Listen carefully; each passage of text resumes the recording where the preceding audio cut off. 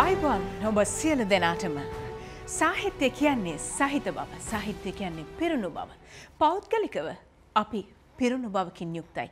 ඒ වගේම තමයි අපි සියලු දෙනා තුළම සාහිත්‍ය කියන එක ගැබ් වෙලා තිබෙනවා. ඔබ තුලක් තිබෙනවා ඔබට ආවෙනික වූ සාහිත්‍යයක්. මා තුලක් තියෙනවා මට ආවෙනික වූ සාහිත්‍යයක්. අපි සියලු දෙනා තුළම සාහිත්‍ය ගැබ් වෙලා තිබෙනවා. අපි සූදානම් සාහිත්‍ය ගැන කතා කරන්නට, සාහිත්‍යයට විචාරයක් ලබා දෙන්නට අපි මේ ආකාරයෙන් ආරම්භ කරනවා පොතයි හිතයි වැඩසටහන. ඒ ආකාරයෙන් මේ මහා සාහිත්‍යයට එකතු වුණු තවත් ග්‍රන්ථයක් පිළිබඳව අද අපි කතා කරන්න සූදානම්. අපි අද තෝරා ගන්නවා ලූෂන් නම් පරිවර්තන ග්‍රන්ථය. මෙහි පරිවර්තකයා වන්නේ කමල් පෙරේරා මහත්මයා. අපි සූදානම් මේ ග්‍රන්ථය පිළිබඳව විචාරයන් ලබා දෙන්නට. ඒ විචාරයන් ලබා දෙන්නට අපි අද මැදිරියට බොහොම ගෞරවයෙන් කැඳවා ගන්නවා මහාචාර්ය පූජ්‍ය නැදලගමුවේ ධම්මදින්න හිමි. බොහොම ගෞරව පූර්වකව අපි ඔබ වහන්සේව පිළිගන්නවා අපේ වැඩසටහනට. ඒ වගේම තමයි චූලානන්ද සමරනායක මහත්මයා ඉන්නවා අපිට මේ සඳහා විචාරයන් ලබා දෙන්නට. ඔබත් බොහොම ගෞරවයෙන් අපේ වැඩසටහනට වෙනදා වගේ පිළිගන්නවා. ඒ වගේම තමයි වෙනදා වගේම පොතයි හිතයි වැඩසටහන මෙහෙවන්නට සුමුදු චතුරානි ජයවර්ධන අපිත් සමග සම්බන්ධ වෙනවා. ඔබත් බොහොම ආදරයෙන් ගෞරවයෙන් අපි පිළිගන්නවා අපේ වැඩසටහනට. ඉතින් අපි මුලින්ම අධ්‍යයනයක් විදිහට ඔබ දන්නවා විචාරයන් වට දෙකක් අපේ වැඩසටහන පුරා පැවැත්වෙනවා. ඉන් අනතුරු අපි ප්‍රතිචාර වටයට යනවා. මේ සියලු දේත් එක්ක අපි දැන් සූදානම් වෙන්නේ ලූෂන් නම් පරිවර්තන ග්‍රන්ථය පිළිබඳව එහි පරිවර්තකයා වන කමල් පෙරේරා මහත්මයා තමන්ගේ ග්‍රන්ථය පිළිබඳව දක්වන අදහස් විමසන්නට. අද අපි කරන මේ සාකච්ඡාව අපිට ශ්‍රී ලාංකිකයන් හැටියට ඉතාම වැදගත් වෙනවා කියන එකයි මගේ විශ්වාසය. මොකද අද වෙනකොට චීනය කියන වචනය ලෝකේ ප්‍රබල මාතෘකාවක් බවට පත් වෙලා තියෙනවා. මම අමුතුවෙන් විස්තර කරන්න අවශ්‍ය නැහැ. අපි අද චීනය ගැන කතා කරන්න කියලා. නමුත් චීනය නැමැති මේ මහා රාජ්‍ය ගොඩනැගීම සඳහා ඇතිවෙච්ච 1949 ඇතිවෙච්ච චීන විප්ලවයේදී ලේඛකෙක් හැටියට ලූෂන් ඉෂ්ට කරපු කාර්යභාරය මම හිතන්නේ අපි කතා කරුවා මදි කියලා. ලේඛකෙක් වශයෙන් රටක් වෙනස් කරන්න, සමාජයක් වෙනස් කරන්න ඉෂ්ට කරන්න පුළුවන් කාර්යභාරය ලූෂන් අපිට පෙන්වලා දීලා තියෙනවා. ඒක ඊටාම අද වගේ යුගයක මම හිතන්නේ ඒක අපි පුළුල්ල සාකච්ඡාවට ලක් කරන්න ඕනේ.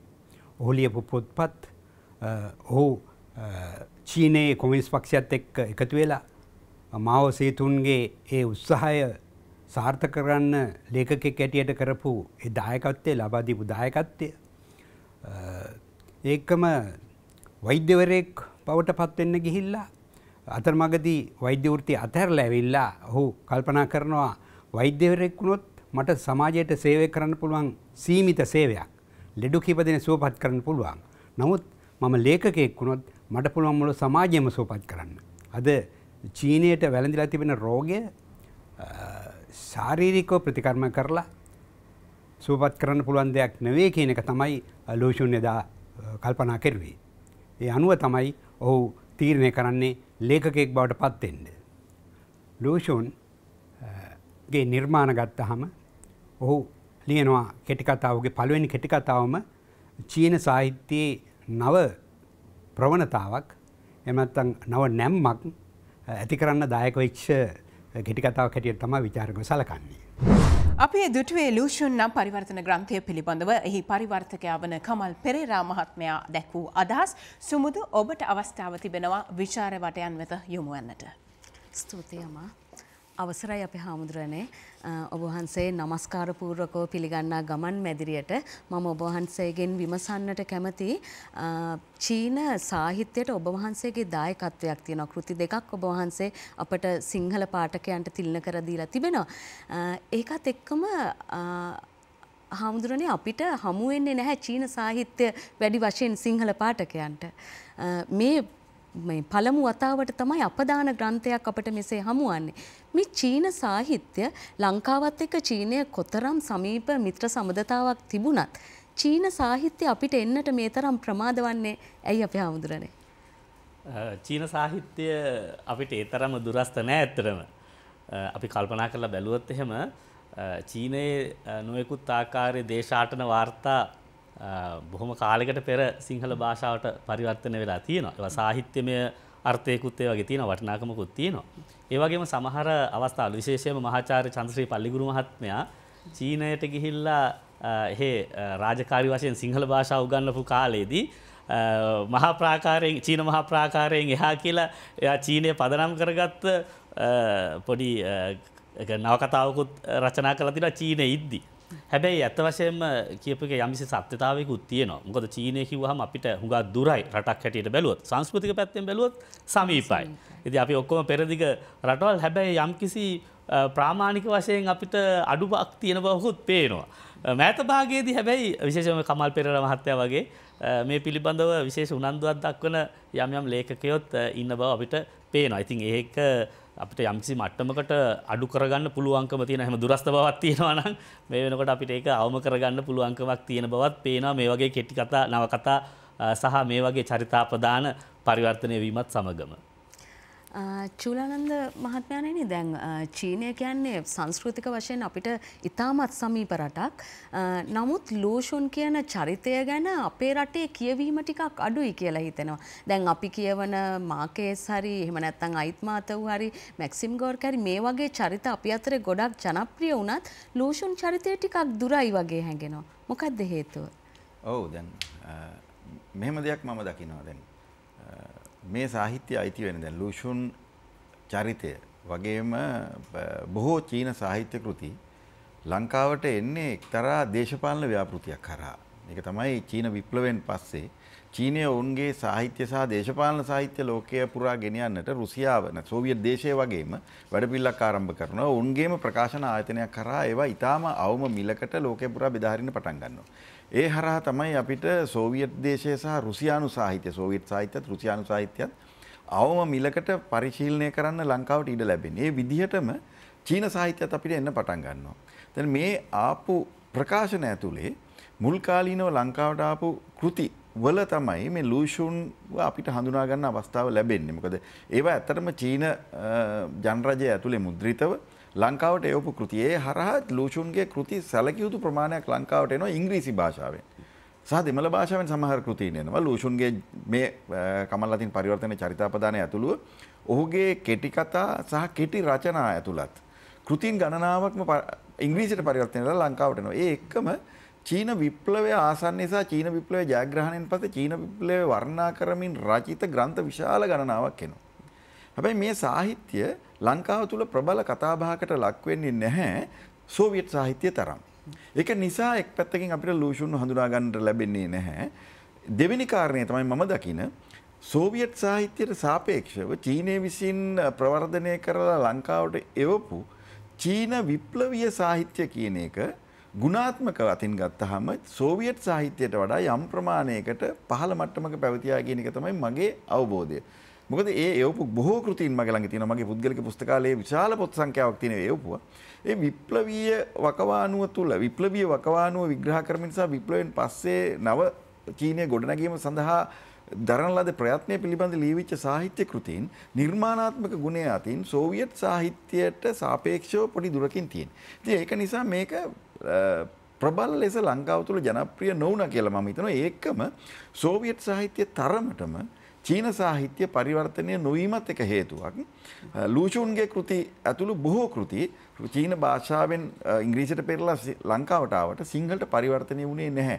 මෙන්න මේ ප්‍රශ්නේ. හැබැයි මේක වුණේ නැහැ චීන ළමා සාහිත්‍යයට. චීන ළමා සාහිත්‍යයේ සැලකිය යුතු කෘති සංඛ්‍යාවක් සිංහල භාෂාවට පරිවර්තනය වෙනවා. ඊට සාපේක්ෂව ඉතාමත්ම අවම ප්‍රමාණයක් තමයි පරිවර්තනය වෙන්නේ. අන්න ඒක තමයි මෙතන ප්‍රශ්නේ වුණේ. පසු කාලීනව ආනන්ද කුමාර වගේ ලේඛකයෝ මැදිහත් වෙලා මේ කටයුත්ත කරා. දැන් අපේ ස්වාමින් වහන්සේත් ඇත්තට මේකට දායක වෙලා තියෙනවා. මම හිතන්නේ තවම මේ චීන සාහිත්‍ය මෙතනට ගෙනෙන්න කළ යුතු ලොකු වැඩ කොටසක් තියෙනවා. මේ වැඩ කොටස එක සම්දිස්ථානයක් තමයි මේ ලූෂුන්ගේ චරිතය පිළිබඳව අපිට දැනගන්න ලැබෙන අවස්ථාව. සෝවියට් සාහිත්‍යයේදී ප්‍රචාරණවාදී උපක්‍රමයක් විදිහට ඒක එළියට දාද්දී චීනෙන් ඒක නොවුනා වගේ අදහසක්ද චූලන් මහත්මයා දරන්නේ?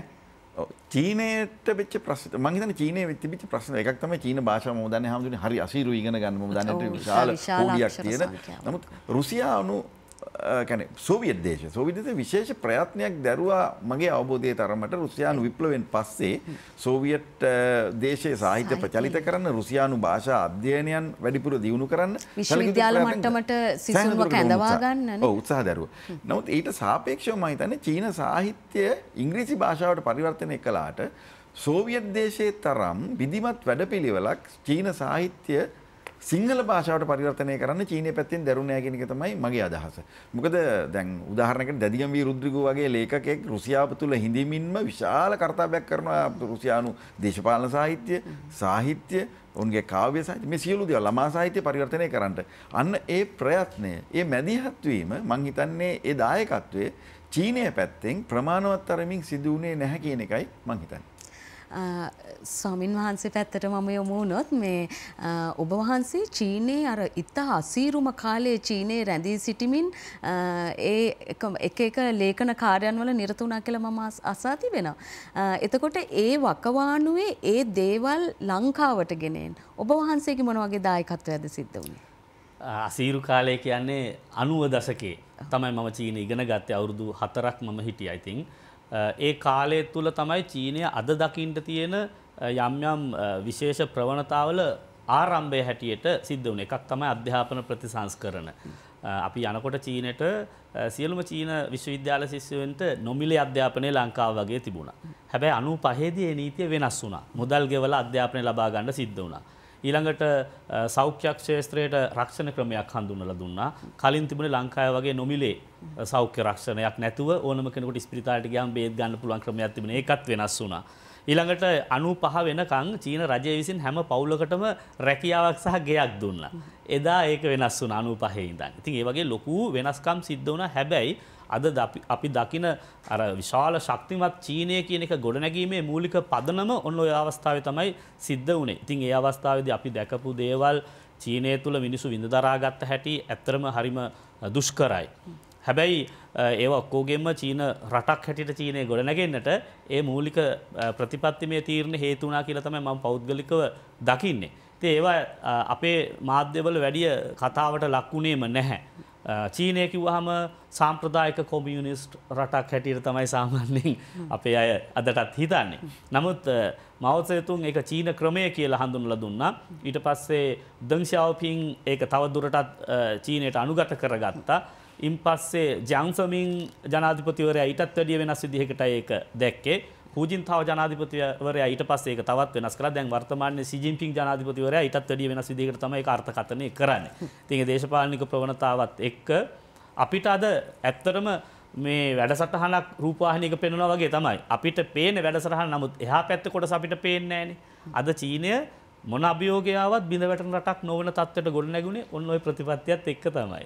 අවසරයි හාමුදුරනේ, එතකොට මේ සංස්කෘතිකමය වපසරිය පොඩි සීමාවීමක් සිද්ධ වුණාද? මේ දැන් ඔබ වහන්සේ පවසන එකෙන් අපිට හිතෙනවා දැන් කාර්මීකරණය සහ මේ දේවල් තමයි දියුණුවටපත් වෙන්නේ. ඉතින් සංස්කෘතිකමය වපසරියේ පටුවීමක් සිදු වුණා. ඇත්ත වශයෙන්ම දැන් චූලානන්ද මහත්තයා අපූර්ව කතාවක් කිව්වා මං හිතන්නේ. ඒ තමයි චීනය අර සාහිත්‍යය කියන දේ ලෝකෙට හඳුන්ලා දෙනකොට සෝවියට් දේශයේ තරම් වඩාත් කාර්යක්ෂම වුණේ නැහැ කියලා කිව්වනේ. ඇත්ත වශයෙන්ම චීනයේත් සිංහල භාෂාව උගන්වන විශ්වවිද්‍යාල අදටත් තියෙනවා. උදාහරණයක් හැටියට බේජිං ෆොරින් ලැන්ග්වේජස් යුනිවර්සිටි, එහෙම නැත්නම් විදේශ භාෂා බේජිං විශ්වවිද්‍යාලය. ඊළඟට චොංචින් නෝමල් යුනිවර්සිටි, චොංචින්හි පිහිටා තිබෙන ගුරු විශ්වවිද්‍යාලය. මේ විශ්වවිද්‍යාල දෙකේම සිංහල භාෂාව උගන්වනවා. හොඳ ඉතිහාසයක් තියෙනවා. හැබැයි සාහිත්‍ය පැත්තට නෙමෙයි. ඒ වගේ ඉගෙනගත්ත බොහෝ අය ව්‍යාපාරික ක්ෂේත්‍රවල ඉන්නවා. සිංහලෙන් ලංකාවේ ඇවිදලා වැඩ කරනවා. ඒ වගේ මහාචාර්යවරු අපේ විශ්වවිද්‍යාලවල වැඩ කරනවා.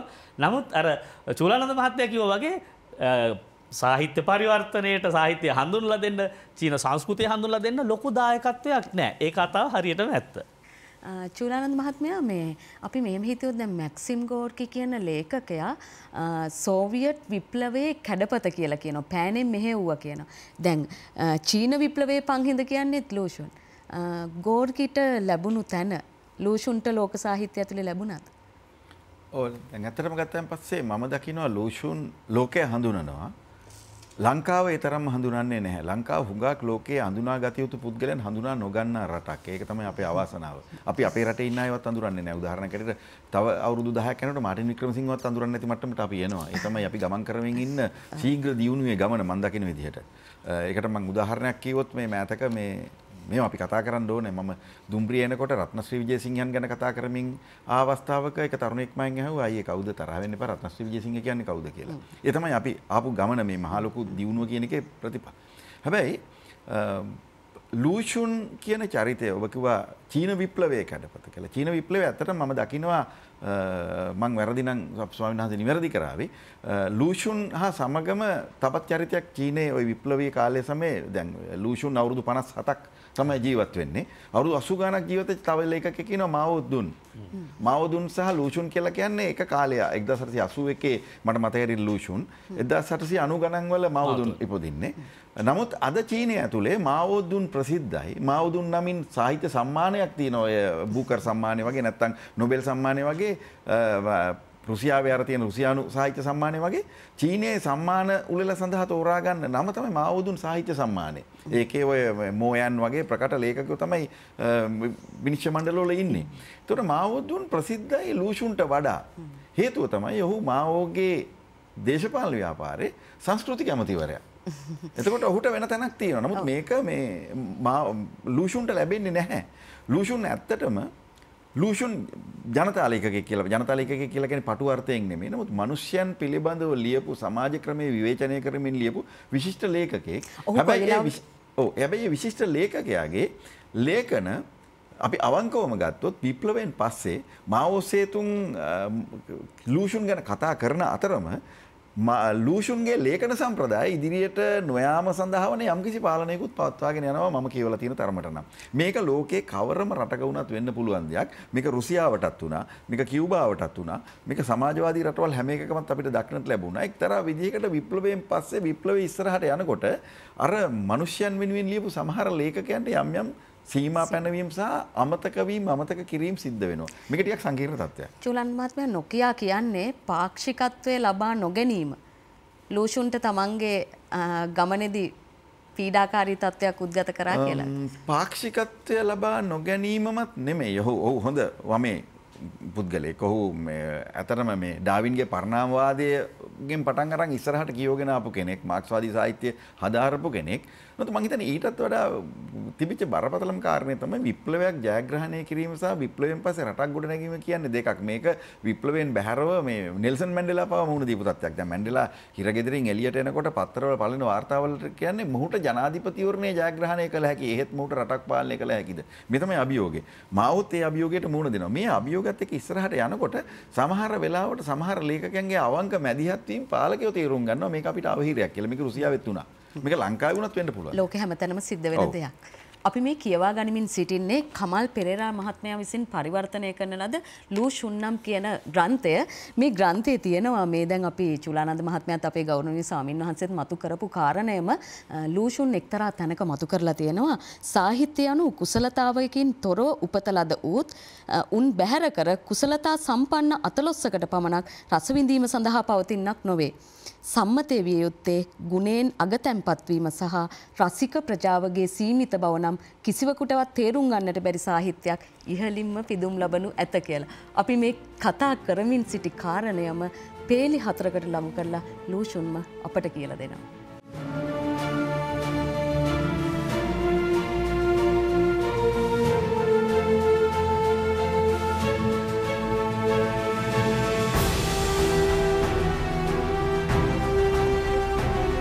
අපි සූදානම් වෙන්නේ දෙවනි විචාර වටයට යොමු වෙන්නට. අපි අද කතා කරමින් සිටින්නේ ලූෂුන් නම් පරිවර්තන ග්‍රන්ථය පිළිබඳව.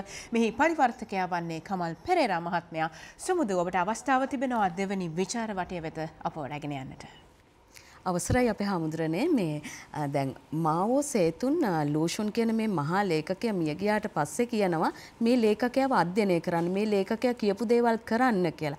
නමුත් දැන් චූලානන්ද මහත්මයාත් මතු කරපු කාරණයක් එක්ක බැලුවාම ඔහු දේශපාලනික වශයෙන් පාක්ෂිකත්වයේ ලබා නොගැනීම හෝ වෙනයම් හෝ කුමන කාර්යයක් හෝ නිසා යම්කිසි එසේ වචනයෙන් කිව්වත් උඩට නොගන්නා ගතියක් තියෙනවා. කුමක්ද හාමුදුරනේ සිදු වී තිබෙන්නේ? අපි 90 දශකයේ චීන ඉගෙන ගන්නකොට අපි දැකපු දෙයක් තමයි ඒ කාලෙත් ලූෂින් ගැන වැඩි කතා කළේ නැහැ සමාජයේ චීන සමාජයේ.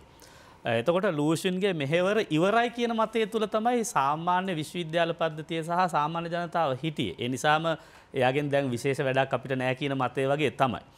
ඒ වුණාට මම දැකපු දෙයක් තමයි ඒ කාලෙත් චීන ජනතාවගේ මතයක් තිබුණා ලූෂින් තමයි ලේඛකයෝ අතර ඇත්තටම චීන සමාජයේ විග්‍රහය නිවැරදි ආකාරයෙන් කරපු කෙනා කියන එක. හේතුව තමයි යාට දේශපාලන ආකල්ප නෙමෙයි තිබුණේ. එයාට අවශ්‍ය වුණේ ප්‍රගතිශීලී පුද්ගලයෙක් වෙන්න. ඒ කාලේ චීනයේ තිබිච්ච යල් පැන ගිය දේශපාලන ක්‍රමය, සමාජික ක්‍රමය, සංස්කෘතික ක්‍රමය, ආගමික විශ්වාස ඒවා පිටු දකින්නයි යාට ඕනකම තිබුණේ. සෑම කෙටි කතාවකින්ම හැම එකකින්ම අපිට පේන්න තියෙන දේ තමයි යන්නේ ඒක. එතකොට ලෝෂන් උදාහරණයකට කොන් ඊජී කියලා කෙටි කතාවක් ලියලා තියෙනවා. ඒ කෙටි කතාවේ තියෙන්නේ පැරණි අධ්‍යාපන ක්‍රමය තුලින් ඉගෙන ගන්න ගිහිල්ලා අන්තිමට ඒක ජයග්‍රහණය කරගන්න බැරි වෙච්ච පුද්ගලයෙකුට අවසානයේදී මොකද වෙන්නේ කියලා. ඒතර වෙයිලියන්සන් කියලා කතාවක් තියෙනවා කෙටි කතාවක්. ඒ කෙටි කතාවෙන් පෙන්වන්නේ ලෝෂන්ගේ උගත් පුද්ගලයා උගත්යයි සම්මත වුණාට ඒ පුද්ගලයන්ගේ තියෙන අඩුපාඩුකම් මොනවද කියන වගේ පැති තියෙන්නේ. ඉතින් ඒ වගේ අපිට පැහැදිලිව දකින්න තියෙනවා. නමුත් සමාජය ඒ වෙනකොට තීරණය කරලා තිබුණා. ඒ කියන්නේ 90 දශකයේ වෙනකොටත් දැන් මෙයාගේ වැඩේ ඉවරයි කියන එක. ඉතින් ඒක එක්තරා පැත්තකින් අර සඳහන් කළා වගේ චූනානන්ද මහත්මයා මේ දේශපාලනික පැත්තෙන් එයාට තල්ලුවක් නොලැබීම හැටියටත් සඳහන් කරන්න පුළුවන්. හැබැයි චීන විප්ලවය සිද්ධ වෙනකොට මිනිසුන්ගේ තිබිච්ච ආකල්ප බහුල ලෙසම වෙනස් කරේ ඇත්ත වශයෙන්ම ලූෂින් තමයි. හේතුව තමයි එයා තමයි මිනිසුන්ගේ ඔළුවට මනසට ආහාරය සපයා දුන්නේ. අනිත් ලේඛකයන්ටත් වැඩිය පැහැදිලිවම. එයා එතකොටත් විශ්වවිද්‍යාල පද්ධතිය තුලත් හිටියා. ජනතාව ඉතා විශිෂ්ට ආකාරයෙන් පිළිගත්තා. හැබැයි මම දකින දේ තමයි අඩු කාලයක් ඇතුළත එයා මේ ලෝකය හැර ගියා. ඒ නිසා එයාගේ කාර්යය සම්පූර්ණ කරගන්න බැරි වුණා කියන එකත් මම එක් පැත්තකින් හිතනවා. අපි ලූෂුන් කියන චරිතය අපේ දේශපාලනික රාමුවට සම්බන්ධ කරගන්නට උත්සාහ කරොත් චූලානන්ද මහත්මයා කොහොමද අපි ඒක කරගන්න පුළුවන්? ඔව් දැන් ලූෂුන්ගේ චරිතයෙන් අපිට ඉගෙන ගන්න තියෙන එක් කාරණයක් තමයි මිනිස්සු සතු අප්‍රතිහත ධෛර්යය මං හිතන්නේ. ඔහු තරම් ජීවිත අභියෝග වලට මුහුණ දුන්න ලේඛකයෝ ඉන්නවා. නමුත් සීමිතයි මං හිතන්නේ. ඔහු ඒවා තුල කොහොමද තමන්ගේ ජීවිත අරමුණ පිහිටවා ගන්නෙ? මොකද ඔහු වෛද්‍යවරයෙක් වෙන්න උත්සාහ කරපු පුද්ගලෙක්. හැබැයි ඒක අතර දාලා ලේඛකෙක් බවට පත් වෙනවා. ඔහු සමහර තැන්වල ඔහුගේ මේ සමහර සටහන් වලදී හරි අපූර්ව දේවල් කියන ඔහුගේ එක කතාවක් මම දන්නේ ස්වාමීන් වහන්සේගේ මේ චීන නම මොකක්ද කියලා ඉංග්‍රීසියට පරිවර්තනය වෙලා තියෙන්නේ පලි ගැනීම කියලා රිවෙන්ජ් කියලා. කතා දෙකක් තියෙනවා. මේ දෙකේම තියෙන්නේ එකක තියෙන්නේ මේ මිනිසු දෙන්නේ පිහි අරගෙන මරා ගන්න සූදානම් වෙනවා. මේක දිහා මිනිසු බලාගෙන ඔහේ ඉන්නවා. දෙවෙනි එක තියෙන්නේ ජේසුස්වාමි දරුවන්ව මේ කුරුසගත කරන අවස්ථාව සහ ඒ හා සම්බන්ධ කතාවක්. මේ දෙකම ලූෂුන් ලියන්නේ සිදුවන සියලු දේවල් බලාගෙන අකර්මණ්‍යව බලා ඉන්න මිනිසුන්ට විරෝධය පළ කිරීමක් ඇට. උඩට තිබිච්ච ලොකු ප්‍රශ්නයක් තමයි මහා විනාශයක් සිද්ධ වෙද්දී ඇයි මේ මිනිස්සු නිහඬ වෙන්නේ? ඊළඟට ඒක තව පැත්තකින් ඔහු කියනවා හරි අපූර්වට කතාවක් තියෙනවා අදහසක් පළ කරන හැටි. ඒ අදහසක් පළ කරන හැටි කතාව හරිම මේ උත්ප්‍රාසජනකයි. ඒක හරි සියුම් උපහාසයක් තියෙනවා. තියුණු සමාජ විවේචනයක් තියෙනවා. ඒ කියන්නේ එක පවුලක පොසත් පවුලකට දරුවෙක් ඉපදුනහම අනාවේක කියන්නම් වගෙන්නනවා. එක අනාවේක කරුවෙක් කියනවා මේ දරුවා ඉපදිච්ච ගමන් මැරෙනවා බොහොම කෙටි කාලෙකින් කියලා. හොඳටම අල්ලගෙන ගහනවා. ඊට පස්සේ දෙවිනියට කතා කරාම දෙවිනියා කියනවා දැන් පළවෙනියා ගුටි කෑවා. ගුටි කන කතා මං කියන්න ඕනේ නැහැ කියලා හිතන ඔහු කියනවා මේ දරුවා රජ වෙන්න ඉඩ තියෙනවා කියලා. මහා ධනපතියෙක් වෙනවා. එයාට තෑගි භෝග හම්බ වෙනවා. තුන්වෙනි දින එක්කන කල්පනා කරනවා ඔහු සාපේක්ෂව අවංකව කල්පනා කරනවා මැරෙනවා කිව්වම ගුටි කන්න වෙනවා. රජ වෙනවා කිව්වහම දහසින් බැදි පියලි හම්බ වෙනවා. හැබැයි මේ දෙකමත් බෑ මට ඇත්ත කියන්නත් බෑ. ඔහුගෙන් අහුවම ළමයා ගැන මොකද? ඔහු කියන්නේ මේ ළමයා නේද ළමයා නේද කිය වෙන වෙන දේවල් ටිකක් කියමින් ඉන්නවා කාරණේ කියන්නේ. මේ මේවහරා ලොකු කතන්දර ටිකක් කියනවනේ. මෙතන ලේඛකයාගේ කාර්යභාරය හරියටම තේරුම් ගත්ත ලූෂුන් සමාජ වෙනසක් සඳහා ලේඛකයෙකු සතු වගකීම. මේකෙදී ඔහුගේ දේශපාලන දර්ශනය, ඔහුගේ සමාජ දැක්ම මේ සියලු දේවල් කැටි කරගෙන වැඩ කරන්නේ කොහොමද කියන එක පෙන්නවා. ලියපු ලේඛන හරහා. ඊළඟට ඒ අතරතුරම ඔහු අර ස්වාමීන් වහන්සේ කියව විශ්වවිද්‍යාල පද්ධතියට සම්බන්ධ වෙනවා, ගුරුවරයෙක් හැටියට වැඩ කරනවා, ඒ සම්බන්ධ ක්‍රියාත්මක වෙනවා. ඊළඟට ඔහුට සමහරලාට ඔහුගේ සාහිත්‍ය කටයුතු සම්බන්ධයෙන් විවේචන එල්ල වෙනවා. නමුත් ඔහු ඒවට ප්‍රතිචාර දක්වමින් ඉදිරියට යනවා. මේ සියලු දේ හරහා අපි බලන්න ඕන එක දෙයක් තමයි. දැන් ලාංකිකව හැටියට අපිට තේරෙන දේ තමයි අපි ගත යුතු දේ තමයි මම හිතන්නේ. සාහිත්‍යකරුවෙකුගේ වගකීම කුමක්ද? අපි කියනවා ආත්ම ප්‍රකාශනයේ සාහිත්‍යකරුවාගේ කලාකරුවෝ වගේ ආත්ම ප්‍රකාශනය තමයි. හැබැයි ආත්ම ප්‍රකාශනය හැදෙන්නේ කොහෙන්ද? ඒ ආත්ම ප්‍රකාශනය කියලා කියන්නේ අපිට බැහැරින් ගත්තු දේවල් ටිකක් අරගෙන ආපහු නිර්මාණයක් කරන එකම නෙමෙයි. අපි කොහොමද මේ සමාජයට බද්ධ වෙන්නේ? මනුෂ්‍යත්වයට අපි කොහොමද ආමන්ත්‍රණය කරන්නේ? මෙන්න මේ දේ සමාජ වෙනසක් සඳහා ලේඛකයා සතු කාර්යභාරය කියන එක වටහාගත්තු තැන ලූෂුන් අපිට වටහා ගන්න පුළුවන් නම් මං හිතන්නේ සමාජය වෙනස් කිරීම සඳහා වන අරගලයේදී ලේඛකයාගේ කාර්යභාරය කියන එකට අපිට ප්‍රවේශ වෙන්න කවුලුවක් එතනින් හම්බ වෙනවා. අපි හාමුදුරනේ මේ දැන් ලූෂුන් කියන චරිතය බිහි වෙන්නේ මේ අපේ සමාජයේන්නේ. එතකොට මේ ලූෂුන් චරිතය මෙවැනි චින්තනමය පරිසරයකින් වපසරයකින් යුතුව ඇති වෙන්නට බලපෑම් කළ සාධක ගැන ඔබ වහන්සේ හැදෑරීමක් කරලා තියෙනවා. ඔව් ඇත්ත වශයෙන්ම ලූෂින්ගේ තාත්තා අසාර්ථක චීන වෙදකම් මැද්දේ මරණයටපත් වෙනවා.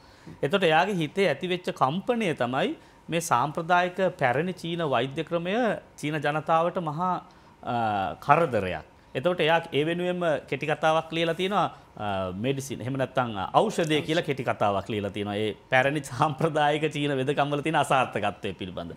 ඒ නිසාම එයාට බටහිර වෛද්‍ය ක්‍රමය ඉගෙන ගන්න ඕන වෙනස එයා යනවා ජපානෙට. එතනදී එයා දකිනවා ජපන් ජාතිකයෝ කොයිතරම් චීන මිනිසුන්ව අව탁සේරු කරනවද සහ පහත් කොට සලකනවාද කියන කාරණේ. අන්න එතනදී තමයි එයාට ආකල්පයක් නැවතත් ඇති වෙන්නේ. දැන් මේ වෙදකම වෛද්‍ය විද්‍යාව ඉගෙන ගත්තොත් එහෙනම් මිනිස්සු දෙන්නෙක් තුන් දෙනෙක් නම් සුව කරાવી. නමුත් සමස්ත සමාජයට මොකද්ද දෙන්න ඕන වෙදකම කියන අදහසින් තමයි ආපහු එයා චීනට එන්නේ. ඒ ඇවිදිලා සාහිත්‍ය පැත්තට යන්නේ. ඊළඟට එයාගේ විවාහය බැලුවොත් ඒකත් අසාර්ථකයි. පැරණි සම්ප්‍රදාය තමයි අම්මා තාත්තට කැමති කෙනෙක් තමයි අපි විවාහ කරගන්න ඕනේ. ගැහැණු වේවා පිරිමි වේවා. එතකොට ලූෂින්ට කසාද බඳින්න වෙනවා. එයා කවදාවත් ආදරය නොකරපු කෙනෙක්ව. එතකොට ඒකත් එයාගේ ජීවිතේට දැඩි එයාට ආදර ප්‍රේම සම්බන්ධයකුත් පවතිනවා. ඒ අතරතුර මේ බලකිරීම මැද්දේ විවාහත් සිද්ධ වෙනවා. ඉතින් ඒකත් එයාගේ ජීවිතේට අතිශයින්ම බලපානවා. ඔය අතර සමාජයේ චීන සමාජයේ යල්පැන ගිය දේශපාලනික ක්‍රමය. ඒ කියන්නේ පැරණි චිං ඩයනාස්ටික්. එහෙම නැත්නම් චිං අධිරාජ්‍යය තුල සමාජය පෙළෙන ආකාරය දකිනවා. ඒ කියන්නේ ඉහළ රදවලින් සමාජය පෙළෙන ආකාරය ඉඩම් හිමියන් මේ සාමාන්‍ය ගොවීන්ව පෙළෙන ආකාරය දකිනවා. ඒ ඔක්කොම ඊළඟට අධ්‍යාපන ක්‍රමය ඒකත් යල්පැන ගිහිල්ලා. ඒතර ඒ අධ්‍යාපන ක්‍රමය තුලින් ජයග්‍රහණය නොකළොත් එහෙම මිනිසුන්ට මොකද්ද වෙන්නේ? ඒ කියන්නේ විභාග ක්‍රමය. දැන් අපේ රටේ තියෙනවානේ උසස් පෙළ ඊට පස්සේ විශ්වවිද්‍යාල පද්ධතිය තුල ඒ වගේ. එතකොට එයින් අසාර්ථක වෙන පුද්ගලයෝ කොහෙටද යන්නේ? අපිත් ඒක අදටත් හිතන්නේ නැහැ සමහර විට සාමාන්‍ය පෙළෙන් පස්සේ මොකද්ද උසස් පෙළෙන් මොකද්ද වෙන්නේ කියන එක. ඒ වගේ. ඔය අභියෝග සියල්ලක්ම තමයි මේ ඔය ප්‍රශ්න සියල්ලක්ම තමයි ලූෂින් නැමැති ලේඛකයා නිර්මාණය කරන්න හේතු වුනේ. චූලානන්ද මහත්මයා මේ කරුණු සියල්ලම ලූෂුන් කියන චින්තකයා එහෙමත් නැත්නම් නව මත නිෂ්පාදකයා බිහි කරන්නට බලපෑම් කරන්නට ඇති. එතකොට ලේඛකී චින්තකයෙක් වීමේ වැදගත්කම මොකක්ද? ඔව් ඇත්තටම ලේඛකයා කියලා කියන්නේ දැක්මක් සහිත මිනිසෙක් වෙන්නට ඕනේ. ඔහුට දැක්මක් නැත්නම් ඔහුට නිර්මාණකරුවෙක් වන්නට බෑ. ඒක සාහිත්‍යයේදී ලේඛන කලාවට පමණක් නෙමෙයි චිත්‍ර ශිල්පියට, සිනමාවට, නාට්‍යයට මේ සියලු දේවල් වලටම අවශ්‍යයි. දැන් ලූෂුන්ගේ විශේෂත්වය තමයි ලූෂුන් ඇත්තටම පැරණි රජපෙළපත බිඳ වැටෙනවා දැකපු කෙනෙක්. ඊට පස්සේ නව සමාජයක් වෙනුවෙන් හැදෙන විලිරුදාව දැකපු කෙනෙක්. ඒකෙදි තියෙන අභියෝග දැකපු කෙනෙක්. ඔහුගේ අර ස්වාමීන් වහන්සේ කියවා වගේ විශේෂත්වය දැන් චීන ජනතාව ඇත්තටම අද මේ මහා දැවැන්ත ජාතියක් හැටියට නැගී හිටියට ජපානයේ හමුවේ මොනතරම් පීඩාවට ලක් වෙච්ච ජාතියක්ද කියන එක ඔවුන්ගේ ඉතිහාසය තුල තියෙනවා. ඒක ඇතුළතදී ඇත්තටම අර ස්වාමීන් වහන්සේ කිව්වා වගේ මේ කෘතියෙත් මේ කමල් පෙරේරාගේ පරිවර්තන කෘතියෙත් ඒක තියෙනවා. ඇත්තටම චීන ජනතාව ජපන්නු ඉස්සරහා මොනතරම් අවමාන වලට ලක් වුණාද කියලා. ඔව් නිවට වුණාද. එතකොට ලූෂුන් පළමු කැරල්ල ගහන්නේ ජපානයේදී ඒකට එරෙහිව. ඔහු තමන්ගේ කොණ්ඩේ කපනවා. කොණ්ඩේ කපලා ඌ අර පරණ සම්ප්‍රදායෙන් වෙන් වෙලා නව මිනිසෙක් වෙන්න ඕනේ කියන පළවෙනි අඩිය තියෙනවා. මට මේක කියවනකොටම දැනෙච්ච පළවෙනිම දේ ලංකාවේ කඩුල්ල ටෙලිනාට්ටේ කුර්තේරිස් ජැක්සන් ඇන්තනීගේ විශිෂ්ට රංගනේ කුර්තේරිස් එක්තරා තැනක තමන්ගේ කොණ්ඩේ කපනවා කන්නඩි ඉස්සරහට ගිහලා ඒ හෝ පරණ සම්ප්‍රදායික ලෝකෙන් කඩාගෙන වැටලා ධනේශ්වර ක්‍රමයට අනුගත වෙන මොහොත ඒක හරි සංකේතාත්මකයි. ලූෂුන් මේ විප්ලවය කරනවා. විප්ලවය කරනවා විතරක් නෙමෙයි අර ස්වාමීන් වහන්සේ කිව්වා වගේ පුද්ගලයාගේ රෝගාබාධ සූ කිරීමද සමාජ රෝගාබාධ සූ කිරීමද කියන අරගලය ඔහු තෝරගන්නවා. ඒ තෝරගත්තට පස්සේ ඔහු වෙන්නේ සටන් සෙබලෙක් වෙලා නෙමෙයි. ඔහු තුවක්කුව නෙමෙයි අතට ගන්නේ. ඔහු අතට ගන්නේ පන්හිඳ. ඒ තියෙන දැක්ම ඔහු දකිනවා. සමාජයක් වෙනස් කරන්න නම් ඒ සමාජයේ පදනම් ගොඩනගන්න. මේ පදනම් ගොඩනගන්න කියලා කියන්නේ මිනිසුන් තුළ චින්තන විප්ලවයක් ඇති කරන්න.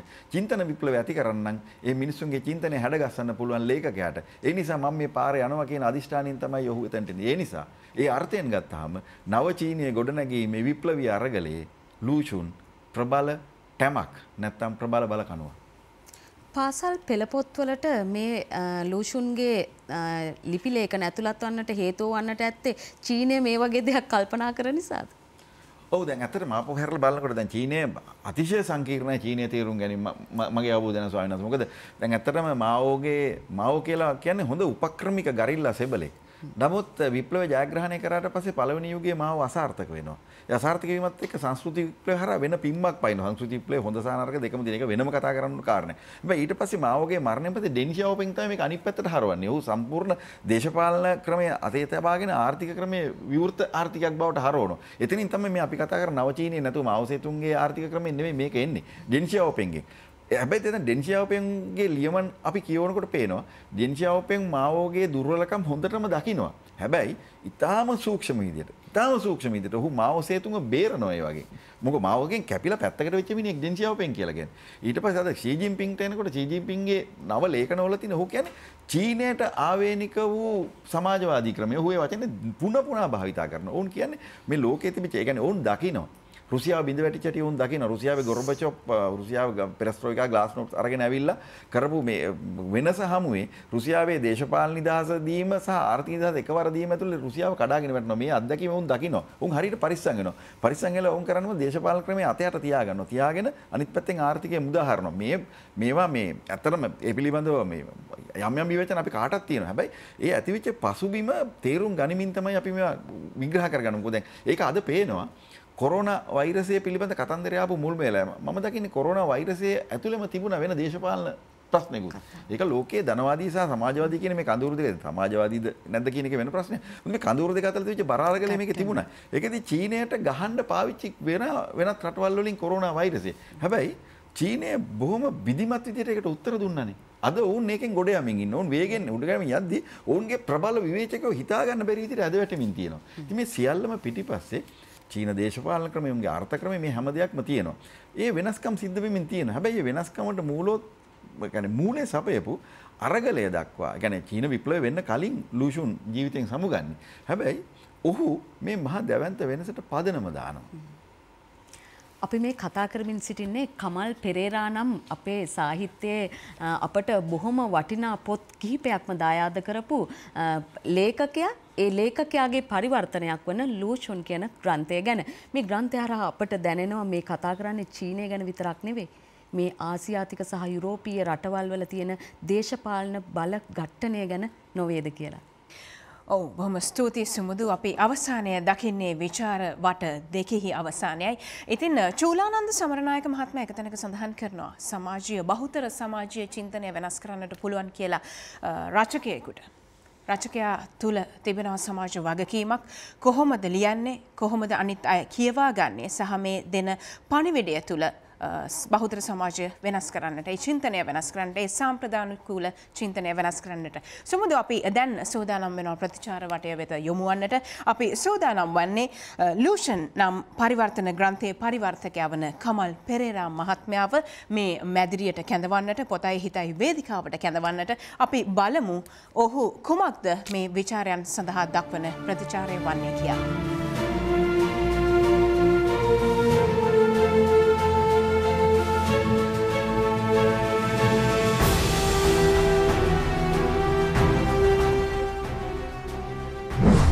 ලූෂන් නම් පරිවර්තන ග්‍රන්ථයේ පරිවර්තකයා කමල් පෙරේරා මහත්මයා අපි බොහොම ආදරෙන් අපේ මැදිරියට කැඳවා ගන්නවා. ප්‍රතිචාර වටය වෙත යොමු වෙන්නට බොහොම සාදරෙන් අපි පිළිගන්නවා පොතයි හිතයි වැඩසටහනට. සමුද ඔබට අවස්ථාව තිබෙනවා ප්‍රතිචාර වටය ආරම්භන්නට. ස්තුතියි අම්මා. කමල් මහත්මයාණෙනි දැන් ඔබතුමා පහුගිය කාල වකවානුව පුරා රුසියානු ලේඛකයන් පිළිබඳ විවිධ අපදාන කුඩා ග්‍රන්ථ කිහිපයක් පළ කරලා තියෙනවා. රුසියානු ලේඛකයන් අපි අතර ඉතා ජනප්‍රිය ලේඛකයන්.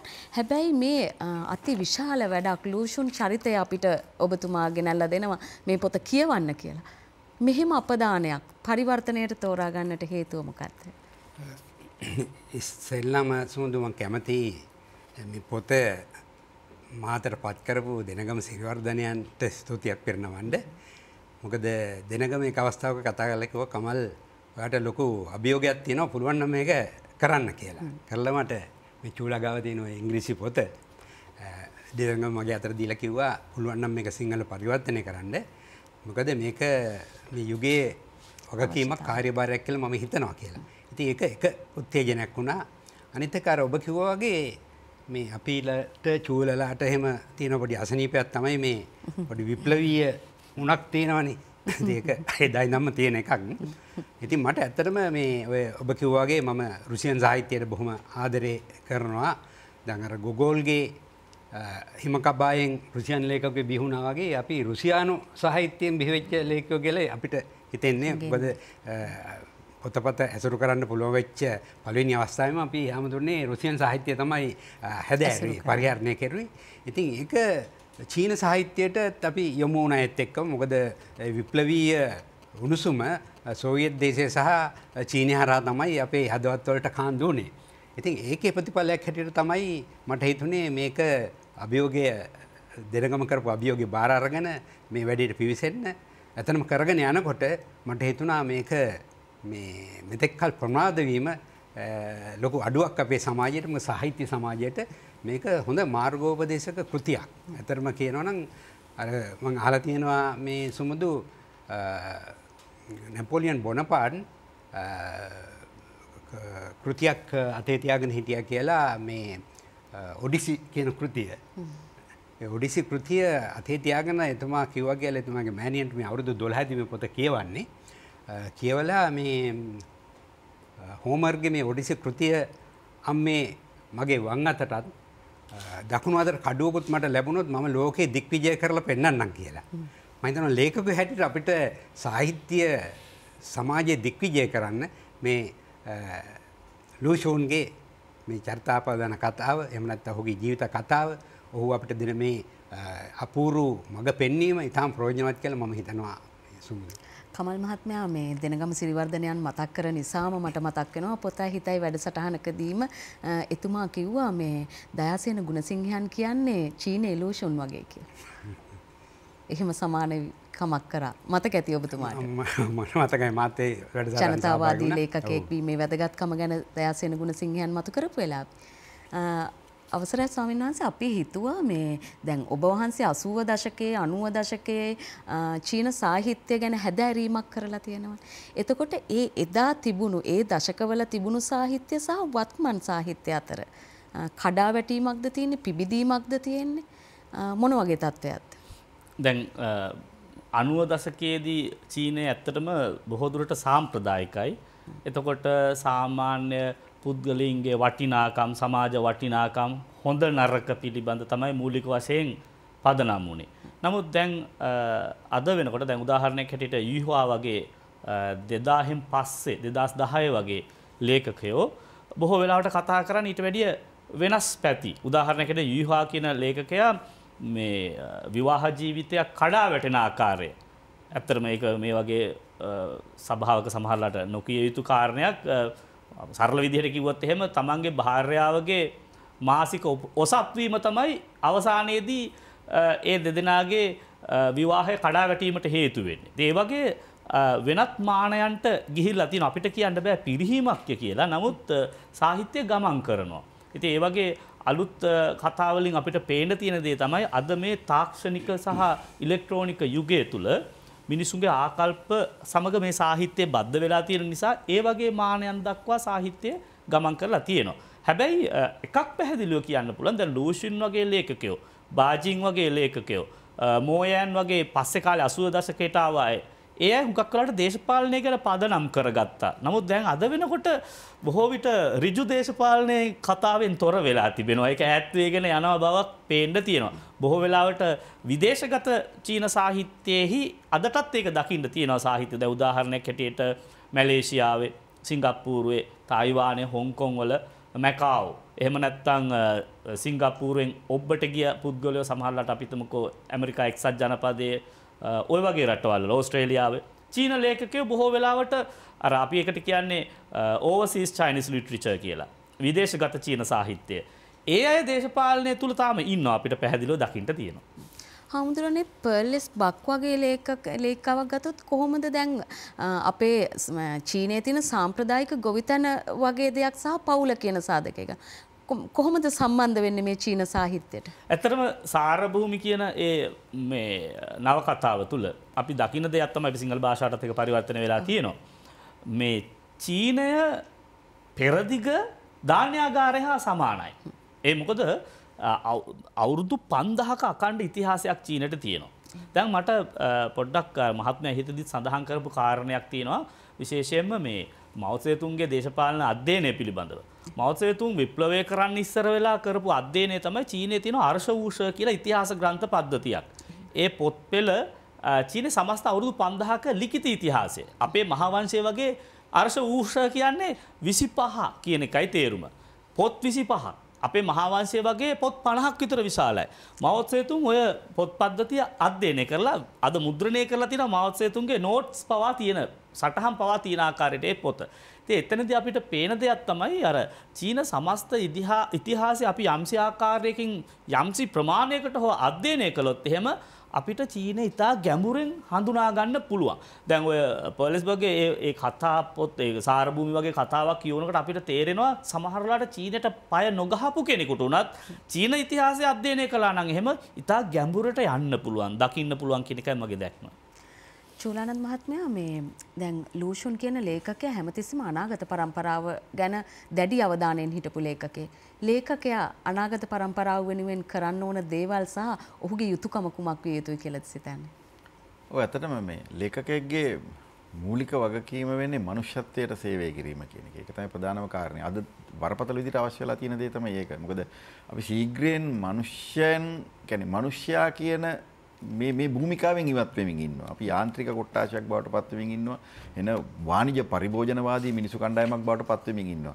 දැන් මේ සමාජය වෙනස් කිරීම කියන අරගලයේදී ලූෂුන් දැකපු දේ තමයි නව සමාජයක් ගොඩනැගීම සඳහා අවශ්‍ය වන මිනිසෙකු ගොඩනැගීම. ඔහුගේ මේ චරිත කතාව පුරාම, ඔහුගේ මේ අපදානයේ පුරාම අපිට දකින්නට ලැබෙන දෙයක් තමයි මේ ලූෂුන් කොහොමද මේ සමාජ වෙනස පිළිබඳව තමන්ගේ භූමිකාව දැක්කේ කියන එක. අර අපි කලින් කතා කරා වගේ වෛද්‍ය වෘත්තිය අතහැර දාලා ඔහු ලේඛක වගකීම තෝරගන්නේ කොහොමද? ඊළඟට චීනයේ දැවැන්ත වෙනසක් සිදු වෙනකොට ඒක තුල ඔහු ක්‍රියාත්මක වන ආකාරය, ඊළඟ අනාගත පරම්පරාවන් ගොඩනැගීම සඳහා වන ඔහුගේ දායකත්වය.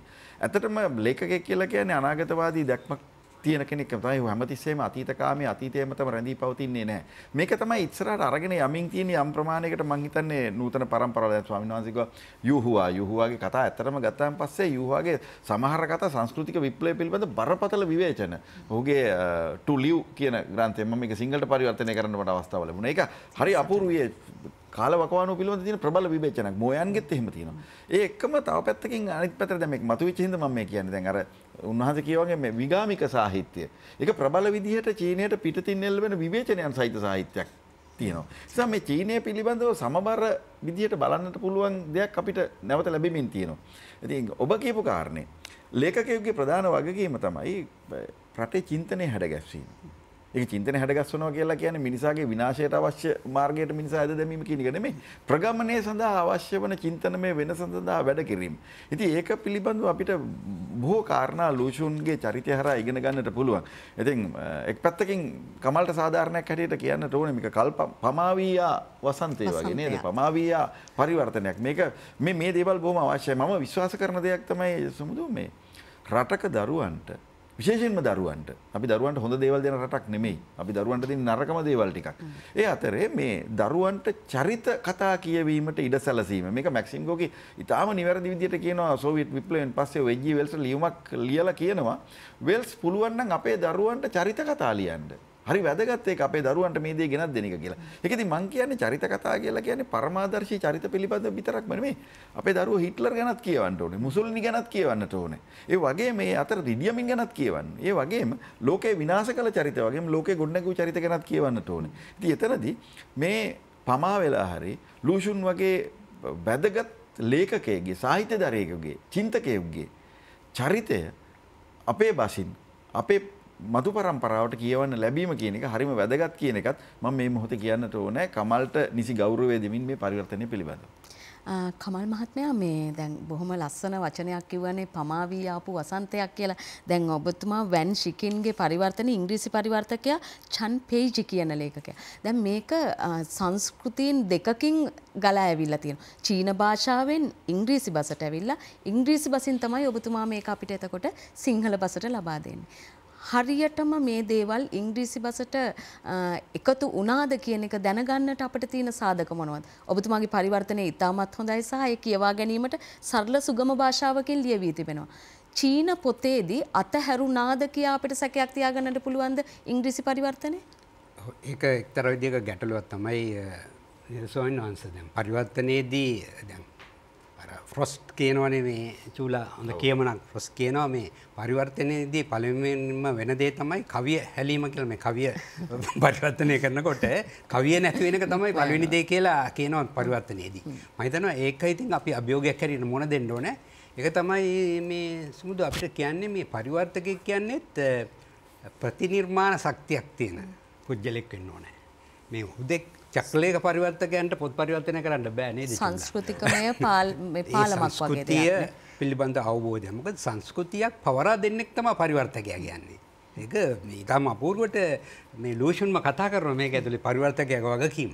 මොකද එතුමා කියනවා මම නොපිළිගන්නා මත මේ කොච්චරක් හරි මේ පොතේ ඇතුලේ තියෙනවා මම පරිවර්තනය කරනවා. ඒවා දිහා මම උපාසයෙන් බලලා hina වෙනවා කියලා. මොකද එතුමා කියන මේ පරිවර්තකයාගේ වගකීම. ඉතින් ඉතින් එතනදී ඇත්තටම අපිට පොඩි අභියෝගයක් ගන්න තියෙනවා පරිවර්තකයාට. මම හිතන්නේ ඒක ඉංග්‍රීසි පරිවර්තකයෙකුට ගන්න ඇති. ඉංග්‍රීසි පරිවර්තකයා චීනයේ සංස්කෘතිය පිළිබඳ වෙනම හැදෑරීමක් කරන්න වෙනවා. දැන් ටොල්ස්ටෝයි අපරාධය හා මේ යුද්ධය සමාන අපරාධය දන්නවා නෙවෙයි මේ යුද්ධය හා සාමය. යුද්ධය හා සාමය පොත කරද්දී මේ සුමුදු එතුමා වෙනම පුස්තකාලයක් ගොඩනගවලු ලෝක පරිවර්තන සාහිත්‍ය සහ ලෝක ඉතිහාසය පිළිබඳව. පුස්තකාලය වෙනම ගොඩනගලා තමයි එතුමා මේ වැඩේට අත ගැහුවේ. යුද්ධය හා සාමය පොත ලියන්න. ඉතින් හෝම්වර්ක් කියන එක මේ පරිවර්තකයාටත් ලේඛකයාට වගේම හෝම්වර්ක් ගෙදර වැඩ තියෙන විශාල ප්‍රමාණයක්. ඉතින් ඇත්තටම මට මේ පොත පරිවර්තන ගන්න අවුරුද්දකට වැඩි කාලයක් ගියා චූලා. මේ ජ්‍යෙෂ්ඨ පරිවර්තක අපිට බුද්ධවල ඉගෙන ගන්න තියෙන. නෑ චූලානන්ද මහත්මයා වරක් අපිට ප්‍රකාශ කරා මේ පරිවර්තකයා කියන්නේ ස්වතන්ත්‍ර නිර්මාණකරුවාටත් වැඩි පරිස්සම් විය යුතු කෙනෙක් කියලා. ඔව් ඒක ලූෂන්ම කියනවා. ලූෂන් කියනවා එක වචනයක් පරිවර්තකයෙක්ගේ අතින් එක වැරදි වචනයක් එකතු වුණොත් ඔව් ඒ සමස්ත කෘතියටම කරන්නේ ලොකු අසාධාරණයක් කියලා. නිසා පරිවර්තකයාට ලොකු වක්කීමක් තියෙනවා විශේෂයෙන්ම සාහිත්‍ය නිර්මාණ පරිවර්තනය කරන හැට. මොකද ලේඛකයාගේ පරිවර්තන ශක්තිය මැනගැනීමේ හැකියාව පරිවර්තකයාට තියෙන්න ඕන නේද චූලා? ඉතින් ඒක හිතම මම හිතන්නේ ඒක ලොකු අභියෝගයක්. ඉතින් මේව පෙරිපෙරි තමයි අපිට සාහිත්‍යය එන්නේ. මොකද අපිට ස්වාමීන් වහන්සේ වගේ චීන භාෂාව ඉගෙන ගන්න පුළුවන්කමක් තිබුණා නම් මම දන්නේ මීට වඩා හොඳ වැඩක් කරන්න තිබුණා. අපිට පුළුවන් නම් දැන් අපිට මතක් වෙනවා මේ වෙලාවේ අපේ හොඳම පරිවර්තිකාව බෙන්ගාලි භාෂෙන් අපිට පොත් පරිවර්තන කරපු චින්තා ලක්ෂ්මී බෙන්ගාලි භාෂාව ඉගෙන ගත්තා ලංකාවේ ඉඳලා. එතුමිය අන්තිමට කියන්න පටන් ගත්තා මම මගේ පෙර ආත්මයක මම මේ බෙන්ගාලි දේශේ ජීවත් වෙලා හිටියා කියන තත්ත්වයට එතුමිය ගියා. දැන් දැදිගම වීරෝද්‍රිග මහත්තයා ගත්තත් රුසියානු බසින්නේ කෙලින්ම සිංහලට පරිවර්තනගේ නේද? ඒ වගේ ලේඛකයෝ මම හිතන්නේ මේ අදාළ සංස්කෘතියන් පිළිබඳව කරන දැඩි අධ්‍යයනයක් සහ භක්තියක් මම හිතන්නේ තියෙනවා නේ ස්වාමීන් වහන්සේ මේ කරන වැඩේට භක්තියක්, කැපකිරීමක්, ආදරයක් මේ සියලු දේවල් එක්ක තමයි මම හිතන්නේ පරිවර්තකෙක් හෝ ලේඛකෙක් ගොඩනගන්නේ.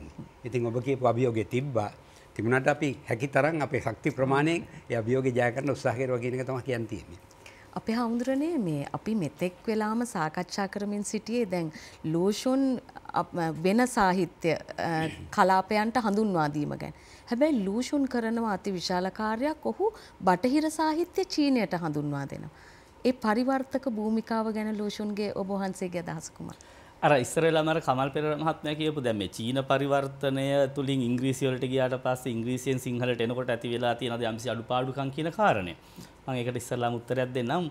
කමල් මහත්මයා මගෙන් මට වචනාවලියක් දුන්නා ඉස්සර වෙලාම. මේ වචන නියම චීන වචනද කියලා. ඉතින් මම දැකපු දේ තමයි ඒවා ඇත්ත වශයෙන්ම පුංචි වෙනස්කම් විතරයි පරිවර්තන කාර්යයේදී සිද්ධ වෙලා තිබුණේ.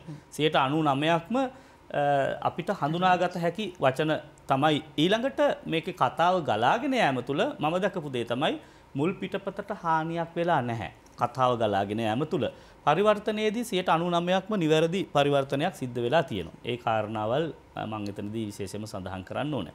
ඊළඟට ලූෂින් ඇත්තටම සෝවියට් සාහිත්‍යයෙන් ආభాසය ලැබපු ලේඛකයෙක්. සමහර අවස්ථාවල එයා සඳහන් කරලා තියෙනවා. ගොගොල් නේද හමුදුරනේ ලූෂුන්ගේ අන්න හරි. ඔව්. පරමාදර්ශී චරිතය ගොගොල්. ගොගොල්ගේ ආభాෂය තමයි ලූෂුන් දිගේ. පැහැදිලිවම. ඒ කියන්නේ රුසියාවට වගේම ලෝෂුන්ටත් ගොගොල් බලපානවා සර්. ඔව් ඒකත් තියෙනවා. එතනදී විශේෂයෙන්ම සාහිත්‍ය පරිවර්තනයටත් වැඩි ලූෂින් ඒ සාහිත්‍ය සංකල්ප සාහිර දුරකට චීන භාෂාවෙන් මේ ලේඛනකරණයේදී භාවිත කරලා තියෙනවා. එකක් තමයි මේ මානව දයාව කියන කාරණේ එතනදී.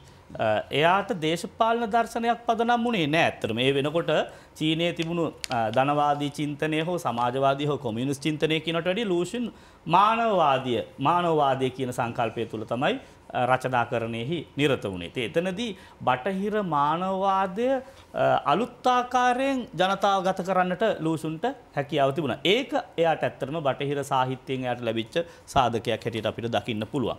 ඊළඟට ලූෂුන්ගේ තිබිච්ච විශේෂතාවය තමයි එයාට විනිවිද යන්න පුළුවන්. ඉතාමත්ම ගැඹුරින් එයා විනිවිද යනවා.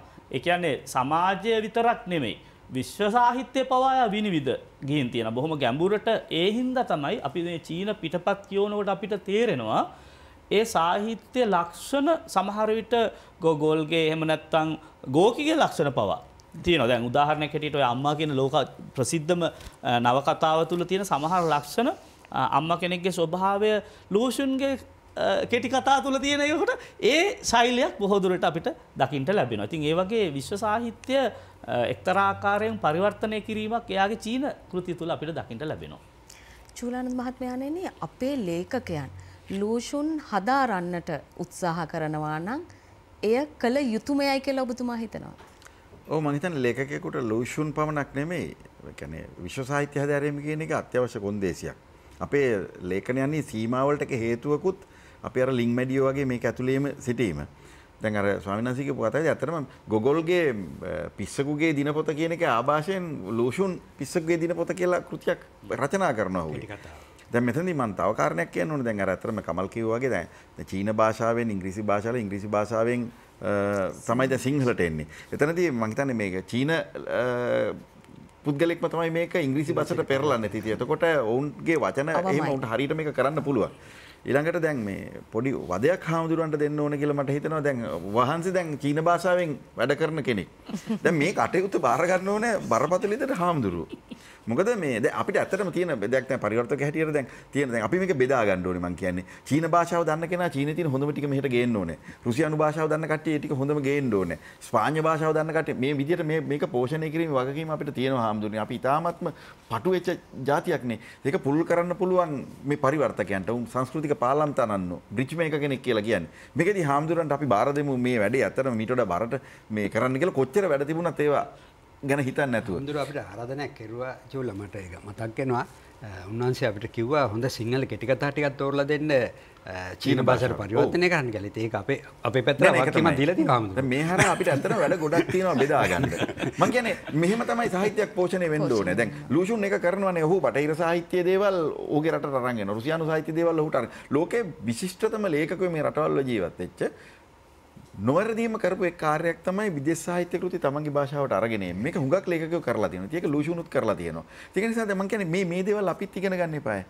අපේ දේවල් එළියට යන්න ලොකු පාරක් අපි කපන්න ඕනේ. අදටත් සයිමන් නවගත්ත එකම විදේශ භාෂාවලට පරිවර්තනය වෙලා නැහැ. ඇත්තටම ලෝකේ විශිෂ්ටතම සාහිත්‍යදරයෝ හැටියට අපි මායා යථාර්ථවාදී වගේ දේවල් කතා කරනවා, මාකේස් ගැන කතා කරනවා, අයියන්දේ ගැන කතා කරනවා, විශේෂයෙන් බොහෝ අය ගැන කතා කරනවා.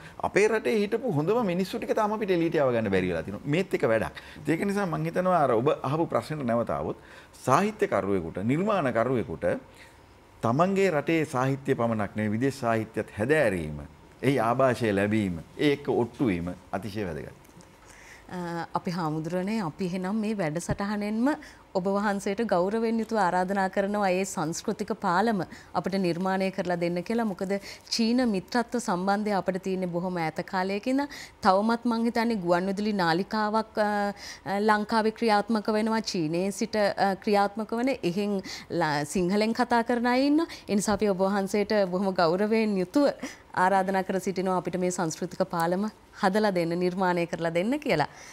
අපි කතා කරමින් සිටින්නේ කමල් පෙරේරා නම් පරිවර්තකයාගේ ලූෂුන් කියන චරිත කතාව පිළිබඳව ගොඩනැගුණු මේ අපූර්ව කෘතිය. එහි තියෙනවා බොහොම අපූර්ව තැනක් ඔබට පවසන්නට. මම පෑනක් දරා නොසිටියේ නම් ඔවුන්ට විරුද්ධව චෝදනාවක් නැගීමට පවා ඉඩක් නොදී මා බියවද්දා නිහඬ කරනු ඇත.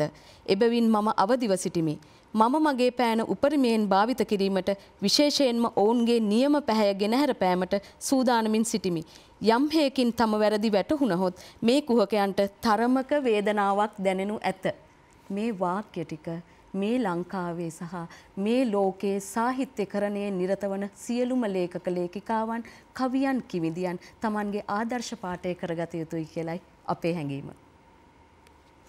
ඔව් බොහොම ස්තුතියි සුමුදු.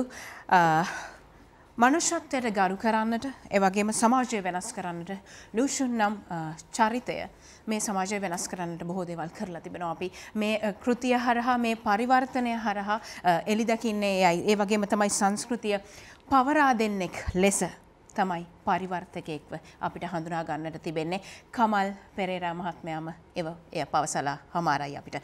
කොහොම වුණත් සාහිත්‍යයට එකතු වෙන්නට තව බොහෝ දේ තිබෙනවා. අපි අද දවසේ සාකච්ඡාවට භාජනය කරේ ලූෂුන් නම් පරිවර්තන ග්‍රන්ථය පිළිබඳවයි. එහි පරිවර්තකයා වූයේ කමල් පෙරේරා මහත්මයා. ඔබට බෙහෙවින්ම ස්තුතිවන්ත වෙනවා මේ වටිනා ග්‍රන්ථය පිළිබඳව විචාරයන් ලබා දෙන්නට, මේ ස්ථානයට පැමිණීමට, ප්‍රතිචාර ලබා දෙන්නට මේ ස්ථානයට පැමිණීම සම්බන්ධව අපි පොතයි හිතයි වැඩසටහන මේ ආකාරයෙන් නිමා කරන්නටයි අද දවසේ සූදානම් වෙන්නේ. අපි කතා කරේ ලූෂුන් නම් පරිවර්තන ග්‍රන්ථය පිළිබඳව. එහි පරිවර්තකයා වූයේ කමල් පෙරේරා මහත්මයා. ඔහුට අපි සූදානම් සමුදෙනට මත්තෙන් විචාරකයන් සඳහා සමුදෙන්නටයි සූදානම් වෙන්නේ. මහාචාර්ය පූජ්‍ය නැදලගමුවේ ධම්මදින්න හිමි අපි බොහොම ගෞරවපූර්වකව සමුදෙනවා. ඔබ වහන්සේට බොහොම ස්තුතියි අපිත් සමග සම්බන්ධ වුණාට. ඒ වගේම තමයි විචාරකයන් ලෙස අපිත් එක්ක සම්බන්ධ වුණා චූලානන්ද සමරනායක මහත්මයා. ඔබටත් බෙහෙවින්ම ස්තුතිවන්ත වෙනවා අපිත් සමග මේ පොතයි හිතයි වැඩසටහනට සම්බන්ධ වීම ගැන. ඒ වගේම තමයි ලූෂන් නම් පරිවර්තන ග්‍රන්ථයේ පරිවර්තකයා කමල් පෙරේරා මහත්මයා ඔබෙන් බෙහෙවින්ම ස්තුතිවන්ත වෙනවා අපිත් සමග මේ පොතයි හිතයි වැඩසටහන පෙරෙව්වාට. ඉතින් ඒ වගේම තමයි වෙනද වගේම සුමුදු චතුරානි ජයවර්ධන ඔබත් අපිට බෙහෙවින්ම සහාය වෙනවා. ඊට අගනා විචාර වටයන් ප්‍රතිචාර වටයන් අපිට ලබා දෙන්නට බොහොම ස්තුතියි. අපි නැවතත් දවසක ඔබ හා සම්බන්ධ වෙනවා. ඉතින් කෙසේ වෙතත් අපි කතා කළ විදිහට චූලානන්ද සමරනායක මහත්මයා, කමල් පෙරේරා මහත්මයා මේ සියලු දෙනා පවසන ආකාරයට සාහිත්‍ය රැගෙන යන්නට, විශ්ව සාහිත්‍ය දකින්නට, එළි දකින්නට, මේ විවරණය ලබා දෙන්නට මේ සියලු දෙනාටම එකතු වෙන්නට සිද්ධ වෙනවා. සාහිත්‍ය ශ්‍රී ලංකාවේ තිබෙන සාහිත්‍ය මේ විශ්ව සාහිත්‍ය පුරා රැගෙන යන්නට අපි කරමු ඒ කාර්යය. පොතයි හිතයි වැඩසටහන තුලින් අපි බලාපොරොත්තු වෙන්නේ මේ සාහිත්‍ය එළි දකින්නට, මේ පණ ගන්වන්නට, මේ සියලු දේට ජීවය ලබා දෙන්නට අපි සූදානම්. තවත් නැවුම් අත්දැකීමක් සමගින් ඔබ හමු වෙන්නට ලබන සතියේ ප්‍රාර්ථනා කරන ඔබ සියලු දෙනාටම සුබ සතියක්.